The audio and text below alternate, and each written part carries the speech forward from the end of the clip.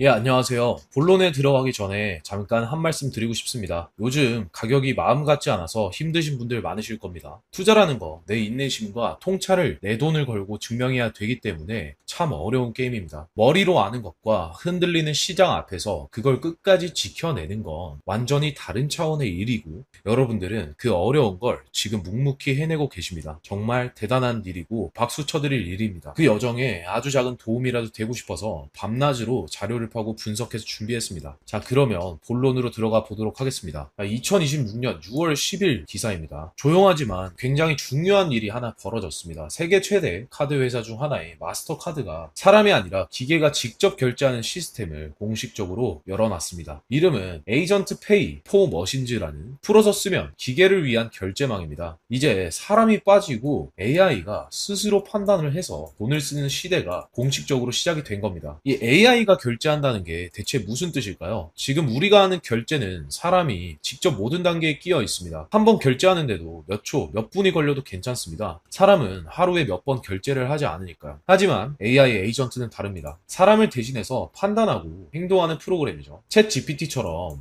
답만 해주는 것을 넘어서 직접 검색하고 비교하고 결정하고 자원을 사고 구매를 하고 다른 AI 서비스를 호출하여서 그 대가를 지불하는 방식입니다. 문제는 AI는 1초에 수백 번도 결제한다는 점입니다. 사람을 위해 만들어진 기존 결제 방식은 기계한테 맞지 않습니다. 여기서 더 깊은 문제가 하나 숨어 있습니다. 바로 속도입니다. 단순히 화면에 뜨는 속도가 아니라 돈이 진짜로 넘어가는 속도겠죠. 우리가 송금하면 곧바로 전송 완료라고 뜨고 주식도 매수 즉시 체결이라고 뜨지만 뒤에서 벌어지는 진짜 소유권 등기 정산은 하루가 걸립니다. 이를 T+1이라고 하죠. 화면은 실시간이지만 뒤에서 벌어지는 실시간 정산은 사실 진짜 실시간이 아닌 겁니다. 사람한테는 하루 기다리는 게 문제가 되진 않지만 기계한테는 치명적입니다. AI 에이전트가 다음 거래를 시작하려면 앞 거래의 정산이 완벽하게 끝나 있어야 하기 때문입니다. 1초에 수백 번을 거래하는 이 기계한테는 하루를 기다리는 건 거래를 하지 말라는 뜻과 같습니다. 그래서 진짜 기계의 시대에는 화면만 빠른 게 아니라 이 소유권이 진짜로 넘어가는 실시간 정산이 필요합니다. 그래서 마스터카드가 내놓은 답이 이번에 공개된 에이전트 페이퍼 머신즈입니다. 이 시스템은 디지털 여권을 발급해 검증하는 신원 확인, 하루 사용 규칙을 정하는 한도 설정, 그리고 거래 완료를 보증하는 정산 보장이 세 가지를 해결합니다. 이 생태계 규모도 만만치 않습니다. 코인베이스, 스트라이프, 리플 같은 30여 개의 글로벌 탑티어 파트너가 함께 출범했습니다. 핵심은 마스터카드가 기존 카드망에 블록체인을 결합하여서 전통 금융의 거인이 블록체인을 시스템 한복판에 끌어들였다는 점이겠죠. 여기서 우리가 주목할 부분은 이 시스템 안에서 누가 어떤 자리를 맡았느냐입니다. 이 대목이 가장 중요하니까 천천히 따라오세요. 마스터카드 이 시스템은 여러 블록체인이 참여하지만 역할이 명확하게 나누었습니다. 폴리곤, 솔라나, 베이스 이 세 블록체인은 에이전트의 신원과 권한을 장부에 기록하는 일종의 신분증 발급소이자 출입 명부 같은 역할을 맡았습니다.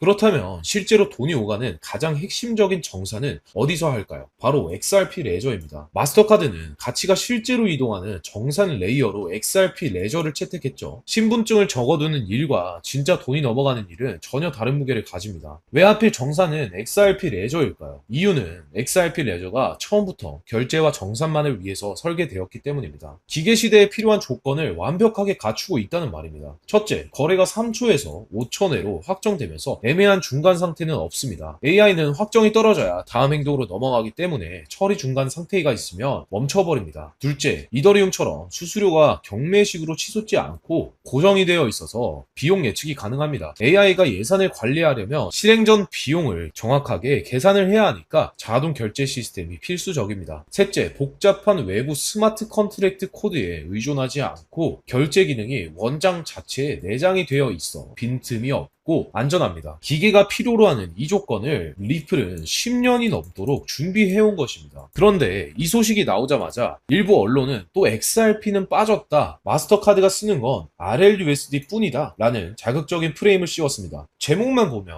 이 홀더분들은 또 들러리가 된 것 같아서 실망을 하셨을 텐데요. 단호하게 말씀드리면 그 보도들은 구조를 완전히 모르고 하는 이야기입니다. XRP라는 명칭이 발표문에 적히지 않았을 뿐 구조적으로 XRP는 쓰이지 않을래야 쓰이지 않을 수가 없습니다. 화면 아래에 감춰진 진짜 실체를 분석해 드릴 테니까 지금 바로 따라오시죠. 구조는 크게 세 가지입니다. 첫째는 수수료입니다. XRP 레저 위에서 일어나는 모든 거래는 그게 RLUSD 송금이든 무엇이든 아주 소량의 XRP를 수수료로 태워서 소각합니다. AI가 1초에 수백 번 거래하며 그 건수만큼 XRP가 계속 소각이 되는 구조입니다. 둘째는 다리 역할입니다. 오토브릿지. RLUSD를 다른 자산이나 스테이블 코인으로 교체할 때 원장은 자동으로 가장 저렴한 경로를 찾는데 이 과정에서 XRP 다리로 경유하게 됩니다. 거래가 많아질수록 빈도는 올라가겠죠. 셋째는 예치금입니다. 원장의 지갑을 생성하려면 최소한의 XRP를 묶어두어야 하므로 수백만 개의 AI 지갑이 생기면 그만큼 시중 유동성이 잠기게 됩니다. 즉 무대 위 주연으로 호명되지 않았을 뿐 무대 자체를 지탱하고 돌아가게 만드는 건 본질적으로 XRP이며 유동성 수요는 폭발적으로 커질 수밖에 없습니다. 리플은 같은 날에 조용히 한 수를 더 뒀습니다. 개발자들이 AI 결제 앱을 손쉽게 만들 수 있도록 XRP 레저 AI 스타터 키트를 전격 공개했습니다. 아무리 인프라가 좋아도 쓰기 어려우면 소용이 없기 때문에 진입 장벽을 무너뜨린 것이죠. 핵심적인 도구인 MCP 서버는 모델 컨텍스트 프로토콜의 약자인데 쉽게 말해서 AI한테 도구 쓰는 법을 알려주는 표준 콘센트입니다. 예전에는 AI가 외부 시스템을 쓰려면 매번 전용 케이블을 만들어야 했지만 이제 표준 규격 콘센트 하나로 통일되면서 클로드나 커서 같은 AI 도구가 XRP 레저에 곧바로 꽂아서 쓸 수 있도록 가동장치를 완비했습니다. 개발 장벽이 낮아지면 생태계는 기하급수적으로 커질 수밖에 없는 상황입니다. 자, 다음에 여기서 한 단계 더 들어가면 이 스타터 키트에는 X40이라는 규격이 들어 있습니다. 굉장히 흥미로운 역사인데요. 인터넷에는 이 상태 코드라는 규격이 존재합니다. 우리가 잘 아는 404 에러 같은 것들이죠. 그런데 그 목록 중에서 402번은 1990년대 인터넷 창시자들이 언젠가 인터넷 프로토콜 자체에서 결제하는 시대가 올 것을 대비해서 결제 필요라는 뜻으로 비워둔 자리였습니다. 마땅한 수단이 없어서 30년간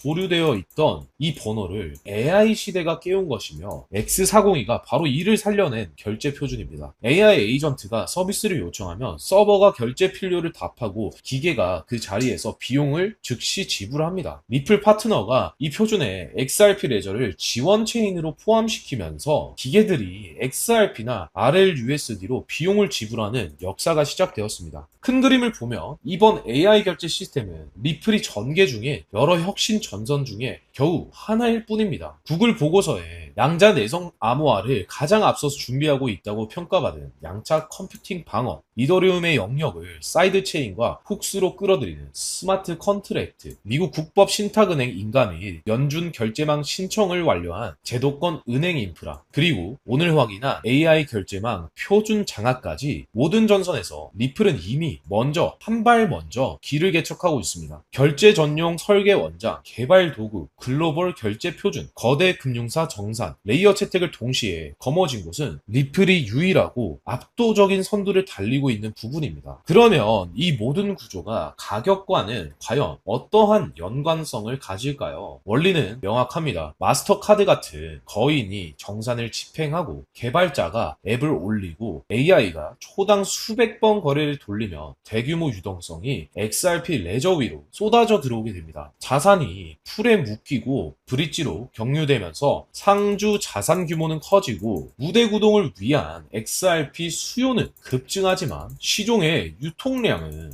줄어듭니다. 쓸 양은 줄고 쓰려는 수요는 느는 공급 쇼크 구조입니다. 이는 시차를 두고 결국 가치 반영으로 귀결됩니다. 다만 지금 단계는 눈에 보이지 않는 벽 안의 배관공사 단계이기 때문에 매일 화폐에 찍히는 차트 가격은 잠잠해 보일 수 있습니다. 배관이 다 깔리고 물길이 터지면 그때는 이미 버스가 떠난 뒤입니다. 진짜 가치의 변화의 준비는 언제나 보이지 않는 곳에서 먼저 완성됩니다. 불과 몇 년 전만 해도 암호화폐 생태계의 절대 구호는 탈중앙화였습니다. 그 시절 리플은 은행과 손잡고 기간편에 선다며 은행과 코인이라고 조롱과 이 비판을 받았었습니다. 하지만 시간이 흐르면서 판세는 뒤집어졌습니다. 지금은 시장의 모든 플레이어들과 자산들이 제도권에 안착하고 기관을 선택을 받기 위해서 안달이 나 있습니다. 비트코인조차도 주식처럼 제도권 자금으로 움직이는 시대입니다. 시장은 단순한 구호성 투기가 아닌 진짜 인프라를 판별하기 시작했습니다. 시작했습니다. 처음부터 금융 시스템의 전복이 아닌 그 시스템의 가장 완벽한 대관망이 되겠다는 영리한 전략적 선택이 지금의 가장 현실적이고 강력한 정답이 되어버린 것입니다. 방향과 설계의 설득력은 완비되어 있습니다. 흐름을 명확하게 읽으시되 냉정한 판단은 언제나 여러분들의 몫입니다. 자, 오늘 영상은 여기까지고요. 저는 다음에서 더 유익한 정보로 찾아뵙도록 하겠습니다. 감사합니다.